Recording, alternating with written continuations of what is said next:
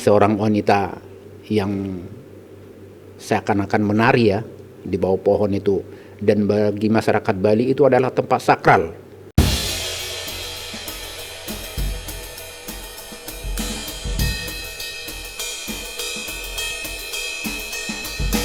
Bapak Jamaruli Utauruk Maniuruk Kakanwil, Kepala Kantor Wilayah Kementerian Hukum dan Hak Asasi Manusia Bali. Kita sudah ketemu yang ketiga ini, Pak. Betul, 3 kali. Pak Jamaruli, Ya. 3 kali. Kita ngomong-ngomong, bicara santai. Ya. Sebelum bergesernya Pak Jamaruli dari Pulau Bali yang kita cintai bersama-sama, Ya. untuk menuju ke tempat tugas yang baru di akhir masa waktu bertugas di Bali, kita berbincang sejenak tentang kondisi kekinian. Saya merasa sangat berterima kasih meskipun hari libur Pak Kakanwil berkenan untuk kita undang ke Kisklus untuk memberikan pemahaman tentang hal-hal yang menjadi tupoksi atau tugas pokok dan fungsi dari Kanwil Hukum dan HAM pada masyarakat Bali. Terima kasih Pak Jamaruli.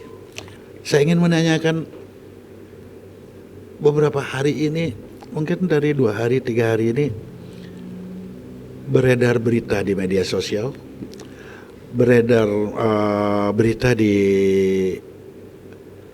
media cetak juga, tentang adanya orang mengambil foto di suatu tempat yang menurut orang setempat itu adalah tempat terlarang. Kalau memang orang asing melakukan ini, akan menarik bagi banyak pihak. Pemerintah menarik karena akan menjadi konsumsi publik, sehingga pemerintah mau tidak mau harus mengambil langkah-langkah tertentu. Sedangkan di lain sisi, bagi masyarakat yang sedikit liberal atau dari yang melakukan itu, mungkin menganggap itu biasa-biasa saja. Nah, sikap atau hal apa yang dilakukan melihat kondisi ini? Karena kami mengetahui bahwa ini kewenangannya adalah keimigrasian. Keimigrasian itu di bawah Kementerian Hukum dan HAM.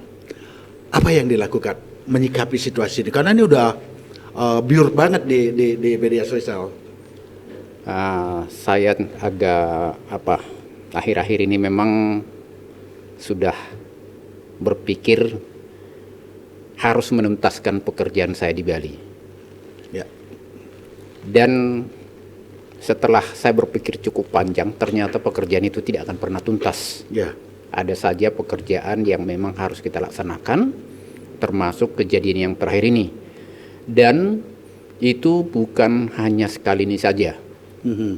Sudah beberapa kali kejadian. Ada dulu yang terjun pakai motor, ada yoga, ada memberikan informasi tidak benar. Ya memang ada di sini suatu kebutuhan bagi masyarakat agar Bali itu tumbuh kembali, terutama di sektor pariwisata, agar bangkit kembali. Tapi tentunya yang kita harapkan adalah bangkitnya Bali itu bukan hanya semata-mata bangkit, tapi bangkit yang sesuai dengan aturan. Ya aturan itu ya kita harus bisa mengerti juga, bukan hanya yang tertulis, tapi tidak tertulis juga ada. Betul. Nah, ketika aturan ini tidak dihormati atau dilanggar oleh orang tertentu, tentunya pemerintah, ya dalam hal ini karena dia orang asing, Kementerian Hukum dan HAM, Kanwil Bali, harus membuat suatu tindakan agar ini tidak terulang dan tidak terjadi lagi di Bali ini. Kita kalaupun membutuhkan wisata tersebut, tapi wisata itu tidak harus melakukan hal-hal yang aneh. Toh dari dulu juga sebenarnya nggak dilakukan hal yang aneh pun Bali ini sudah bagus kok. Dan tempat yang nyaman dan aman bagi semua orang. Yang kita harapkan seperti itu. Ketika hal tersebut terjadi seperti yang dilakukan oleh seorang wanita yang seakan-akan menari ya di bawah pohon itu, dan bagi masyarakat Bali itu adalah tempat sakral, tempat yang tidak boleh berbuat yang aneh-aneh di sana. Tapi ketika hal itu dilakukan, ya memang hukum harus kita tegakkan. Ya. Jadi itu yang kita laksanakan selama ini. Saya melihat Bali sangat besar, khususnya untuk sektor wisata. Jadi jangan sampai kebesaran yang ada di Bali ini menjadi rusak karena hal-hal kecil tadi. Bagi saya itu hal kecil sebenarnya. Ya, betul. Cuma karena ini media sosial yang sudah cukup bikin ramai sekarang ini menjadi besar. Bahkan bisa merusak nama Bali sendiri. Nah, itu yang harus kita jaga ketika ada hal-hal seperti ini. Ya kita harus menjaga ketertiban. Jangan sampai hal-hal tersebut merusak Bali ini. Ini yang kami lakukan. Ya. Meskipun mungkin sektor pariwisata membutuhkan Bali bangkit atau Indonesia bangkit, karena Bali daerah pariwisata utamanya penghasilannya dari pariwisata, tapi juga tidak boleh menabrak aturan yang ada. Iya, di sana betul. peran Kanwil Hukum dan HAM, Iya. Seki imigrasi ya Pak. Betul. Kita mengetahui bahwa upaya paksa atau pemidanaan atau punishment itu sifatnya ultimum remedium.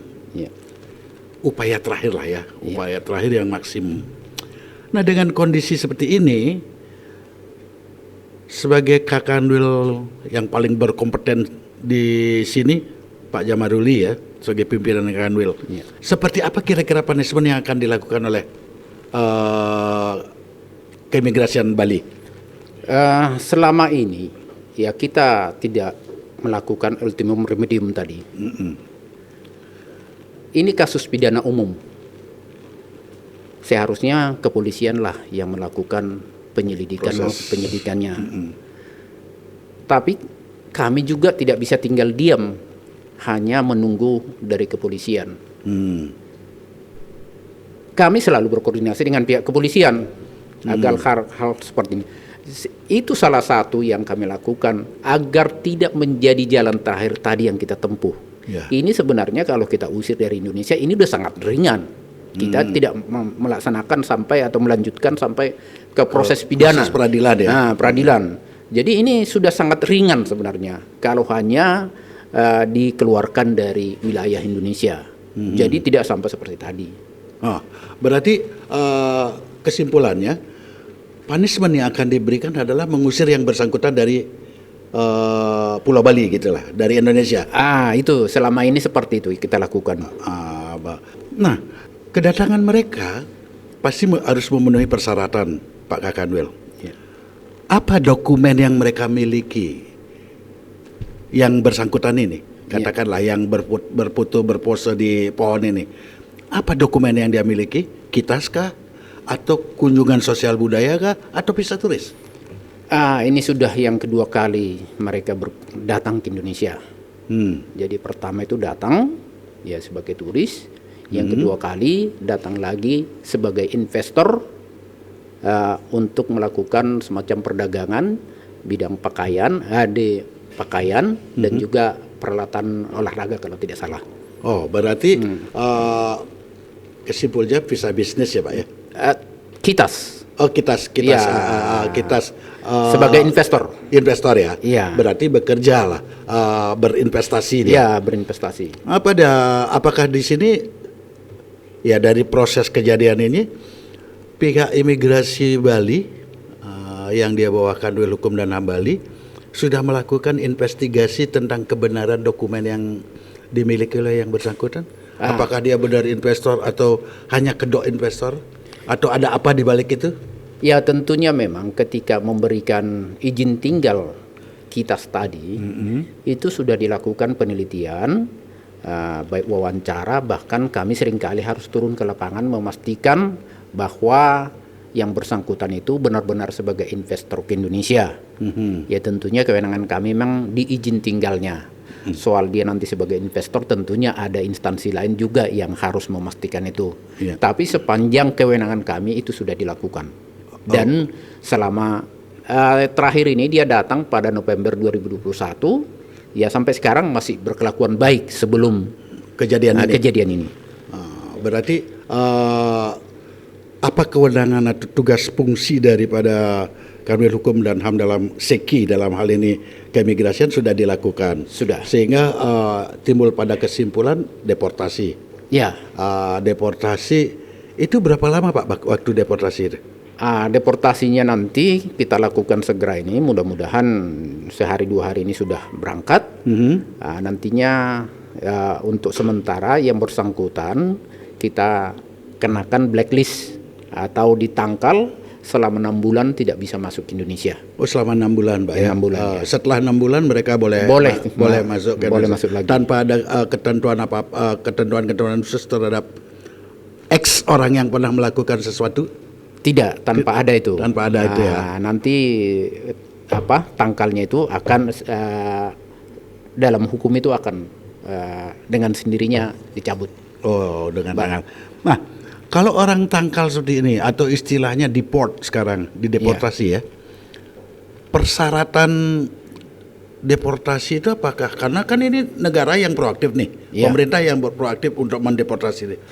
Apakah ada dana dari pemerintah atau Kanwil Hukum dan HAM untuk membiayai tiket mereka atau gimana? Ini umumnya dalam dunia internasional orang yang dideportasi itu adalah yang harus menanggung biaya pulangnya ke negaranya. Jadi kalau si gadis tadi itu, ya dialah yang menanggung biaya kepulangan dia. Bukan dari negara yang mendeport kita ya? Bukan. Jadi bukan Indonesia yang menanggung itu. Jadi dia tanggung sendiri biasanya. Kapan pemanggilan terakhir Pak terhadap Alena ini atau terhadap tersangka ini? Kemarin kan sudah kita panggil dan sudah kita periksa, dan yang bersangkutan juga mengakui. Dan kita sudah meminta untuk membelikan tiket kembali ke negaranya dan itu sudah dilakukan. Apa di dalam proses penyidikan itu Pak Kakanwil melihat nggak alasannya dia apa? Ya, melakukan itu karena tidak tahu atau karena menganggap itu terlalu eksotik tempatnya sehingga dia melakukan itu? Hasil pemeriksaan karena tidak mengetahui dan itu untuk kepentingan pribadi. Kan itu menurut pengakuan yang bersangkutan. Nyatanya ini sudah menyebar kemana-mana. Ya. Nah, berarti di sini ada sesuatu juga yang harus diperbaiki ya, tentu. Pak Kakanwil ya. Iya, betul. Ada sesuatu yang harus diperbaiki. Dalam artian begini. Mungkin di dalam pertanyaan penyidik imigrasi mempertanyakan karena dia tidak tahu. Iya. Tidak tahu bahwa tempat itu tidak layak, tidak boleh lah katakan secara hukum tidak tertulis untuk itu. Tapi kan merupakan kewajiban bagi kita juga. Artinya orang Bali, pemerintah di Bali harus mencantumkan attention tertentu, aturan-aturan tertentu bahwa di sini tidak boleh ini, biar tidak selalu alasannya sumir. Iya. Klise bahwa saya tidak tahu gitu. Seolah-olah dengan kata tidak tahu menghapus pemidanaan atau menghapus punishment ya. Nah, ini juga mestinya tanggung jawab kita bersama sekarang bagi pemerintah Bali sampai elemen terakhir dimanapun tempat wisata itu harus dicantumkan yang boleh, yang mana boleh, yang mana tidak. Biar tidak ada alasan selalu menggunakan tidak tahu. Nah ini kalau pensosialisasian seperti ini, Kanwil Hukum dan HAM itu boleh nggak memberikan masukan kepada Pemkab, Pemprov untuk membuat sebuah usulan gitu? Ya, tentunya ini memang tugas kita bersama menjaga Bali ini, bahkan Indonesia secara keseluruhan, agar orang asing bisa lebih mengerti tentang keberadaan dan juga apa saja yang menjadi kewajiban yang harus mereka turuti. Contohnya tadi itu, ada misalnya papan pemberitahuan bahwa di sini tidak boleh mengambil foto, tidak boleh menyebarkan isu-isu atau rumor yang tidak jelas. Itu kan mungkin kalau kita bisa ambil contoh di Dubai misalnya, di sana mencuci mobil di sembarang tempat nggak boleh, memakai mobil kotor pun tidak boleh. Menggunakan VPN untuk mengakses yang bukan haknya dia juga nggak boleh. Nah, mungkin ini perlu kita lakukan di Indonesia ini, khususnya di Bali, agar ada warning-warning seperti itu sehingga orang asing pun bisa mengetahui. Contohnya tadi kalau dibuat attention, di sini tidak boleh mengambil foto atau no trespassing gitu, atau tidak boleh melintasi tempat itu, menginjak tempat itu atau berbuat semacam porno aksi atau apa di sana. Itu kan seharusnya memang kita juga proaktif melakukan itu, karena tidak mungkin terjadi sesuatu tanpa ada niat dan keinginan. Betul. Niat dan kesempatan. Ya, kalau kita membuat itu tentunya mempersempit kesempatan bagi orang asing untuk melakukan itu. Jadi ini menjadi perhatian kita bersama. Kami dari Kementerian Hukum dan HAM tentunya memang pasti melakukan itu, semacam sosialisasi kepada semua pemerintah daerah di sini, agar hal itu memang perlu dilakukan. Punya banyak kesempatan untuk melakukan itu. Berarti ada hal yang harus diperbaiki ya, Pak Kandul ya. Artinya disempurnakan, bukan diperbaiki. Seperti tadi, yang mana tempat boleh, yang mana tempat tidak untuk dilakukan, dikunjungi atau tidak boleh dilintasi, ada batasan-batasan arus ya. Seharusnya. Ya. Dan ini menurut saya, karena kita di rumah kita sendiri ya, kita berhak untuk membuat aturan itu kan, begitu ya. Ya tentunya sangat berhak. Berhak ya. Dengan proses ini, apakah ada, kan ini ada dua instansi berkepentingan beda, Pak. Iya. Dari mungkin Menteri Pariwisata dan Ekonomi Kreatif, iya, yang merangsang untuk meningkatkan orang hadir ke Bali, iya, ya. Dengan kejadian ini, apakah dari institusi atau instansi seperti itu ada nggak memberikan masukan kepada Kumham? Untuk hal seperti itu, kalau masukan-masukan kita selalu ada. Selalu ada ya? Bahkan ya memang dalam rapat-rapat juga ada. Tapi perlu diketahui, memang kalau dari parekraf, ya, tentunya mereka menginginkan jumlah orang asing sebanyak-banyaknya datang ke Indonesia. Nah, pada sisi lain, tentunya yang datang ini tidak boleh asal datang. Dia harus mengikuti aturan yang ada kan? Harus lokal. Ada. Contohnya visa. Kan ada warga negara tertentu datang ke Indonesia dengan visa. Dan juga sudah dibuka visa on arrival. Ini kan dibatasi sekarang ini 60 negara. Kenapa dibatasi 60 negara? Ya karena memang ada suatu keharusan yang harus diikuti di Indonesia, aturan yang harus diikuti. Jadi tidak sembarangan masuk ke Indonesia. Contohnya seperti apa itu, Pak? Ya misalnya kalau orang backpacker lah, katakan backpacker yang backpacker bukan asal backpacker ya, ada backpacker yang memang bagus, tapi ada juga yang tidak bagus. Ada ketentuan kita yang mempermudah orang asing masuk ke Indonesia, tapi ketika sampai di Indonesia kita mengetahui lah banyak yang jadi gelandangan. Ini yang tidak kita inginkan. Jadi untuk itulah perlu ada aturan-aturan tadi. Kenapa ada pembatasan-pembatasan itu? Tentunya agar yang datang itu memang bisa tertib di Indonesia. Kalau di negaranya saja dia sebenarnya susah, hanya menyiapkan tiket datang ke Indonesia, di Indonesia jadi gelandangan. Mungkin dia mendengar di Indonesia itu hidup mudah. Kita menggelandang juga boleh. Nah itu kan kalau sampai orang asing nanti ngamen di perempatan jalan kan ya sudah nggak benar. Iya betul. Dan ini pernah ada sebuah kejadian yang saya baca atau saya lihat di medsos. Warga negara tertentu bahkan pura-pura menjatuhkan dirinya biar seolah-olah ditabrak di jalan umum. Itu mungkin salah satu contoh, Pak ya? Ya itu salah satu contoh. Jadi jangan sampai mereka yang tempuh hari di Singaraja. Akhirnya jadi pekerjaan kita bersama, dari dinas sosial diserahkan ke polisi, ke imigrasi. Itu kan jadi merepotkan kita semua. Ya, betul. Sementara di undang-undang kita dikatakan harus mereka yang memberikan manfaat bagi pemerintah maupun negara Indonesia. Itu yang pegangan kita sebenarnya.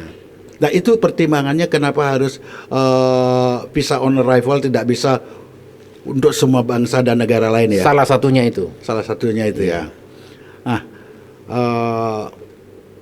Pak Jamaruli, itu kita tadi berbicara semua berkaitan dengan budaya, pose, pemotretan dan lain sebagainya.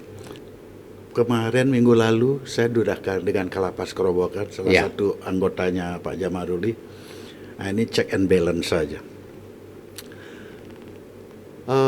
Disebutkan oleh Pak Kalapas, Pak Fikri, Ya, Pak Fikri, bahwa hunian Lapas Kerobokan kurang lebih 1.600, Pak.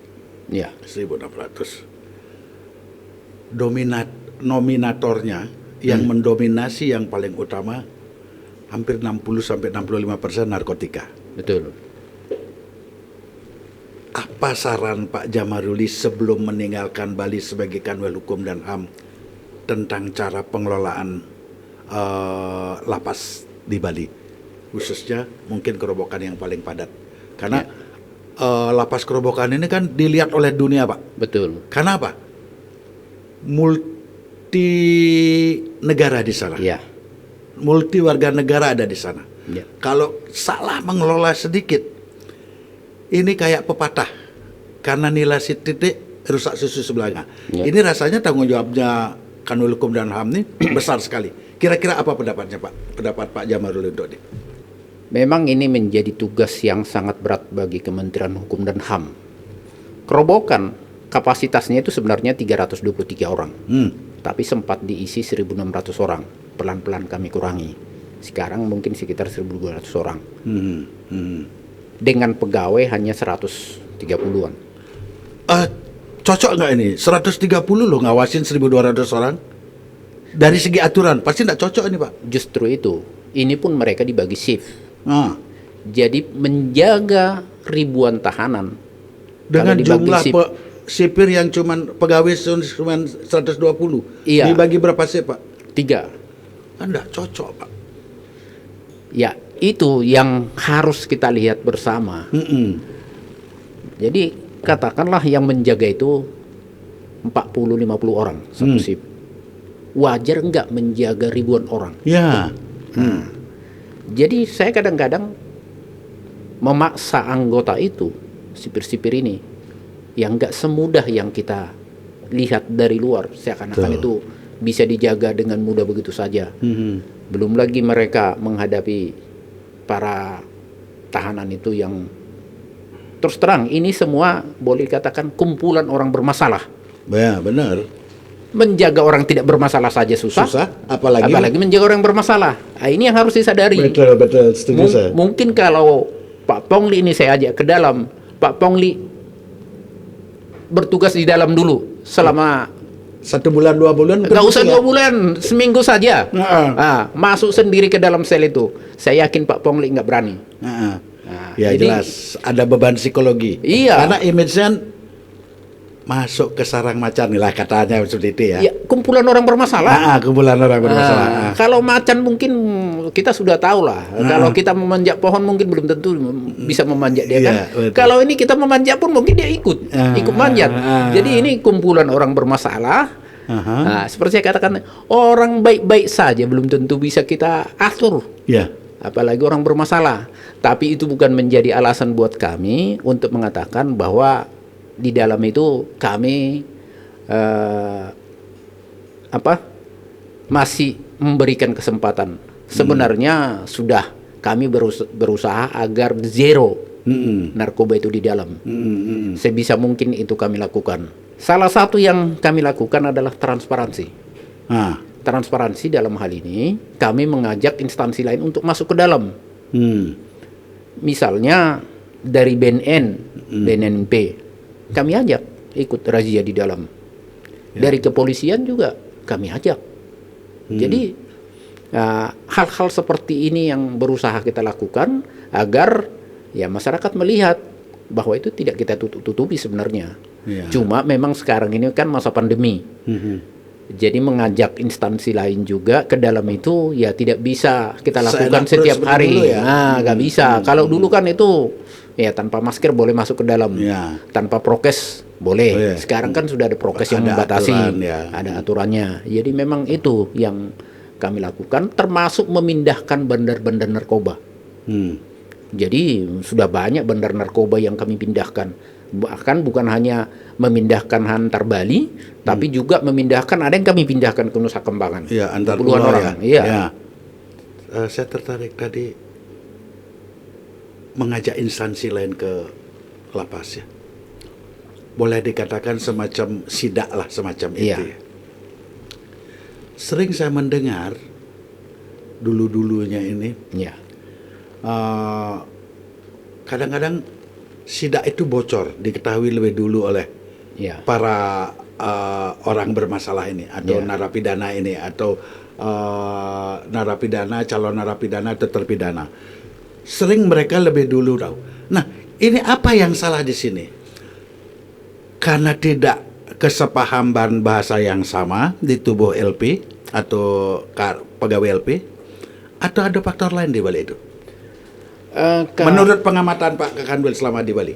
Kalau selama saya di sini, selama saya bertugas di Bali ini, kalau dikatakan bocor, kalau melibatkan instansi lain sebenarnya enggak. Tidak ya? Saya katakan tidak, kenapa? Setiap kami melakukan razia bersama, ada temuan-temuan di dalam. Kalau tidak bocor, ya itu ada temuan. Tapi kalau bocor pasti tidak ada temuan tadi. Ya. Ya faktanya kami masih menemukan barang-barang ilegal yang ada di dalam, dan itu kami terbuka. Dan itu kami hancurkan juga pada saat itu. Oh gitu ya. Ya. Nah terus ada juga seperti ini Pak Kakanwil. Saya pernah melihat sidang pengadilan, terdakwanya itu sipir Pak, Ya. sipir aktif. Bagaimana penyikapan Pak Kakanwil terhadap yang begini? Memang tidak semua, saya yakin tidak semua pegawai Ya. itu seperti itu, tapi ada. Bagaimana Pak Kakanwil menyikapi ini? Gini, di negara ini, ya tentunya kita tidak bisa mengharapkan semua sipir itu 100% berkelakuan baik. Ada saja yang tidak berkelakuan baik. Di instansi manapun ada saja sama, ya betul. Tinggal sekarang bagaimana kita menyikapinya ke depan. Artinya bagi mereka ini, ya kita berikan atau kita kasih kesempatan kepada aparat hukum yang lain untuk memproses dia. Lakukan sesuai dengan hukum yang berlaku. Bahkan kalau di Kementerian Hukum HAM sendiri, bukan hanya narapidananya yang dipindahkan ke Nusa Kambangan. Bahkan sekarang sipir tadi pun kalau terbukti seperti itu bisa dikirim ke Nusa Kambangan. Sudah ada beberapa yang dikirim ke sana. Ada dari sipir Pak. Iya, dari sipir. Bahkan diusulkan memang sebenarnya kalau narapidana sendiri, kenapa sipirnya yang berbuat, yang kita anggap penjaga kok berbuat itu? Ya. Bagus kita kirim ke sana. Itu Dirjen Pemasyarakatan Dirjen Pas ya. meminta seperti itu. Bahkan dari Menteri juga memerintahkan begitu. Dalam proses seperti ini Pak Kakanwil, Pak Jamaruli menurut saya mempunyai kekuasaan penuh ya, khususnya untuk sipir ini. Apakah ada investigasi secara tersendiri oleh Kakanwil atau orang-orang Kakanwil terhadap sipir yang bermasalah ini? Mungkin dicari kausalitasnya. Apa sebabnya orang itu begitu? Apakah karena persoalan mental semata-mata, atau ada persoalan duit, atau ada persoalan sindikasi? Pernah nggak dilakukan investigasi seperti itu? Tentunya itu pasti kita lakukan Pak. Karena misalnya kalau kita mempromosikan seseorang, itu bukan promosi yang begitu saja dicopot. Bahkan pegawai-pegawai ini pun kita ajak ikut CAT, seperti pegawai masuk pegawai. Ya tetap ikut tes dia. Kita wawancarai juga, tes tertulis juga. Jadi nggak mudah untuk menempatkan seorang pegawai itu dengan begitu saja kita ambil. Ada proses-prosesnya. Ya menilai pegawai-pegawai tadi itu tetap kita lakukan, termasuk kalau ada yang bermasalah. Tempoh hari ini kami pindahkan juga, ada pejabat sudah menempati pos tertentu, Akhirnya saya tarik dulu ke Kanwil, kemudian saya pindahkan ke tempat lain. Itu ada 2 orang saya lakukan seperti itu. Oh, berarti itu bentuk pembinaan internal yang dilakukan oleh Kanwil Hukum dan HAM terhadap orangnya lah ya, petugasnya lah ya. Ada yang sampai komplain, Pak, dengan sampai saat ini tidak? Tidak ya. Nah, sampai sana tidak. Ya tentunya kalau tidak komplain berarti dia sadar kalau dia salah. Betul, berarti dia menyadari akan ada sebuah kekeliruan di sana. Ya. Saya mendengar Pak Jamaruli ini seorang tokoh atau pemimpin kantor yang tegas, tetapi memperhatikan anak-anak bawahannya. Ini sebuah pengakuan apresiasi dari bawahannya Pak Jamaruli, dari apa yang pernah kita ajak bincang-bincang. Saya sangat bangga dan saya senang mendengarkan itu. Semoga kapasitas, kualitas Pak Jamaruli nanti setelah bergeser dari Bali tetap mempertahankan sikap itu. Sebelum selanjutnya saya akan nanyakan yang terakhir. Saya akan nanti bertanya ini pertanyaan terakhir, Pak. Karena Pak akan meninggalkan Bali, apa kesan Pak terhadap tugas selama di Bali? Seperti apa harapan Pak terhadap pengganti yang akan menggantikan Pak sebagai Kak Kanwil? Tutup nanti dengan pantun orang Batak, Pak. Selama bertugas di Bali, sebenarnya bukan hanya di Bali, Ya. tapi dimanapun saya bertugas, saya berusaha bertugas bukan 100%. Bahkan Mencoba yang terbaik ya? 100, di atas 100%. 100% ketika saya bekerja sesuai dengan jam kerja saya. Jam 7:30 sampai jam 4 sore. Tapi saya umumnya bekerja di luar itu. Ya, seperti sekarang ini. Seperti sekarang ini contohnya. Jadi ini yang saya sangat hargai. Jadi kalaupun saya harus lembur bekerja, dan perlu diingat Pak, saya nggak pernah berpikir bahwa saya bekerja itu di luar jam kerja harus Mendapatkan sesuatu. tidak. Dan umumnya sekarang ini nggak ada lagi lembur-lembur itu. Ya. Kalau kita sebagai pimpinan nggak bisa berpikir bahwa ini uang lembur, nggak ada itu. Jadi ya boleh dicek ke anggota saya jarang sekali pulang ke rumah itu matahari masih di atas. Ya. Umumnya matahari sudah tenggelam. Bahkan setelah sunset ya. Iya, umumnya begitu. Jadi dimanapun saya bekerja itu saya nikmati, saya syukuri. Termasuk paling saya syukuri adalah di Bali ini. Karena dari beberapa tempat saya bekerja, Bali salah satu tempat yang terbaik buat orang termasuk saya untuk bekerja. Karena saya pernah di Jakarta. Bekerja di sana itu ya mungkin sebagian usia kita habis di jalanan karena macet. Saya pernah ke luar negeri juga. Saya orang yang termasuk beruntung pernah bekerja di luar negeri di konsulat kita di sana. Tidak senikmat yang ada di Bali. Jadi saya sangat bersyukur sama Tuhan diberikan kesempatan bekerja untuk Bali. Makanya saya bekerja sepenuh hati untuk Bali ini.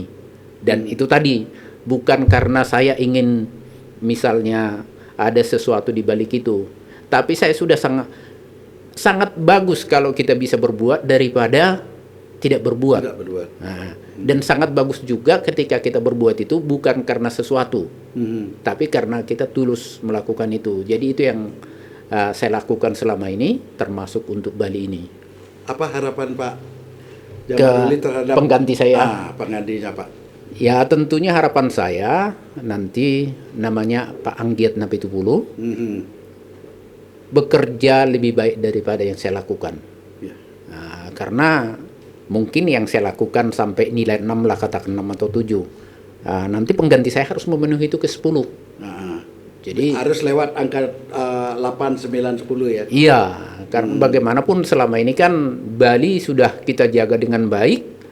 Ya, kedepannya harus dijaga lebih baik. Karena saya yakin dengan bukanya Bali pariwisata sejak 7 Maret yang lalu, pasti orang asing di Bali akan bertambah banyak. Tantangannya akan semakin banyak juga. Makin banyak. Tanggung jawab makin berat. Ya. Bukan hanya tugas-tugas di imigrasi, tugas di pemasyarakatan juga. Ya. Tugas di pelayanan hukum juga. misalnya perancangan perundang-undangan peraturan daerah. Nah, ini juga seperti saya tadi, ini kesempatan untuk sosialisasi kepada pemerintah daerah. Aturan-aturan itu bisa kita kerjasamakan sehingga kalau ada seperti tadi, misalnya masyarakat adat, ya mungkin kita bisa bertemu dengan mereka, bikin dong ini, misalnya awik-awik, bikin dong yang bagus, yang bisa menghimbau atau membatasi orang asing dan mengerti apa yang dilarang dan apa yang boleh dilakukan di daerah setempat. Terima kasih Pak Jamaruli. Sesuai dengan ini harapan saya, Pak Jamaruli sebelum meninggalkan Bali berpantunlah dengan pantun seorang pemimpin Kanwil Hukum dan HAM. Oke, nah ini memang tadi nggak disuruh disiapkan pantun. Oh, nggak disiapkan. Mendadak lebih bagus. Spontanitas itu lebih bagus. Berjalan-jalan dan mandi di Pantai Perigi. Di Pantai Perigi ada pemandangan yang indah. Selama saya bertugas di Bali, saya merasa sungguh sangat terberkati. Cantik banget nih. Karena di Bali ini banyak tempat-tempat wisata yang bagus dan indah. Terima kasih Pak Kanwil Hukum dan HAM, Pak Jamaruli. Semoga kepergian Bapak dari Bali menuju ke pusat pemerintahan Indonesia di Jakarta bekerja lebih baik dan mendapatkan posisi yang lebih baik dan sehat sejahtera. Terima kasih. Saya tutup dengan pramana Santi. Om Santi Santi Santi Om.